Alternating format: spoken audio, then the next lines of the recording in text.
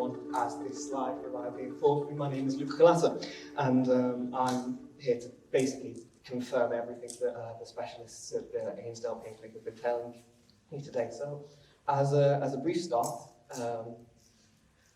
this was me for my childhood. It was the loosest possible term of normal. It was very enjoyable, and it was quite, exciting. I was going on adventures. And then my adolescence hit. And one morning, I woke up in bed, my body bolted upright, and I started spasming. I couldn't breathe, my lips were going blue, and I honestly thought I was going to die. I thought, yeah, I've had a good run. I was only 12, 13. And so I was rushed into hospital, where my journey really began. I had many specialists over many years try and explain what was going on. And the one common occurrence that they kept saying to me is, I am a medical mystery. They've looked at my bone structure, my muscles, my genealogy. They even scanned my brain. It is actually there. It's real, counter to certain people's opinions, Kev. And yet again, despite this scan, they couldn't find anything wrong. Seemingly, biochemically, I am the epitome of health. Yet, my body says otherwise. And so I was getting into a rut because I was turning 16 at this point, and older hay, for all it's good that it does, well, you're not a child anymore. And if it wasn't for one brilliant physiotherapist and one brilliant doctor who she was in contact with, I would never have been referred to the Ainsdale Pain Service. And that's where things started to change. Because when I was with them, they started listening to me. They didn't just try and put my symptoms into a box and say, this is this, this is this. No. We will possibly never know what caused why this, but we can figure out the best way to have a more suitable life. One of the things I felt was I was alone. Because as a young person, you're not meant to experience pain. You're not meant to do all these things. You're not meant to sit in a room crying yourself to sleep at night because you don't know how to exist anymore. And through badgering Chris for a year or so, we had a young person's meeting. I can assure you their faces have been blacked out for legal reasons, but they are young people. And through them, we discussed things that meant stuff to us. Yes, we have commonality, and that is pain. We can survive together. We even came here for a hydro session, and it was the best thing because it didn't feel like people having a scheduled session. It felt like a bunch of mates going to a swimming pool. And that's where things started to change. We started redefining what it meant to us. And one of our big redefines was the word fine. People were getting ignored. When people ask you how you're doing, you say fine, because you don't want to bore them with what I've just told you now.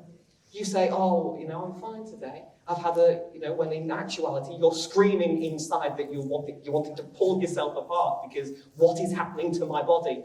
But now I'm fine. It's been a bit of a bad day, but we're all okay. It's fine. So I hope you all take this on. Fine. Freaked out, insecure, neurotic, and emotional. It fixes everything, and it became our little in-joke. We started, and from there we went on. We redefined achievements. I woke up that morning and I got out of bed. That's an achievement. I came out to the pain clinic. That is an achievement. I'm here tonight speaking to all of you. An achievement. And with Becky, we started calling these marvelous moments Mowgli moments, because it's like in the Jungle Book. When you're slowly going back towards normality, it's scary. And you want to stay in the comfort of the jungle, but you've got to get back to that human village.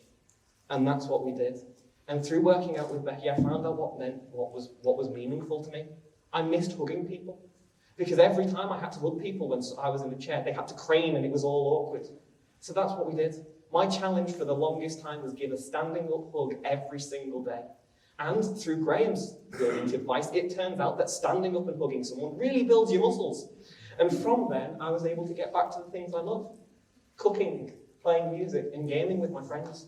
Suddenly I was able to start having a life again, and it was brilliant. Everything was slowly working, and we'd keep having sessions with Becky and Graham, and strength after strength. It was like, as she says, pushing that one domino. If I hadn't have gone to this pain clinic, and they hadn't have told me that one new way of thinking, none of this would have been possible. And it's often that you need that doctor who has this new and ingenious method of thinking. And one of my proudest moments was because of building up this, I was able to make a trip of a lifetime. I went to the Doctor Who experience and I flew the TARDIS. Who gets to say that? It was absolutely incredible. It was one of those moments where everything had led to this, and it was truly joyous. And now with the pain clinic, I'm helping to give back by becoming their young person's volunteer, because that's something that people don't realise. It doesn't matter about age. That she's, again, older lady. She's the other end of the pain clinic. She's the oldest, I'm the youngest. And it's brilliant. It doesn't matter about what your age is. It doesn't matter what your background is, your social economic class. It doesn't matter at all. We all suffer pain. And we all understand each other on a fundamental level. When you come into Pain Clinic Plus of a morning, that's all left at the door, and you have a great chat and you have a brilliant time. And through all this, the one thing that stuck with me is this.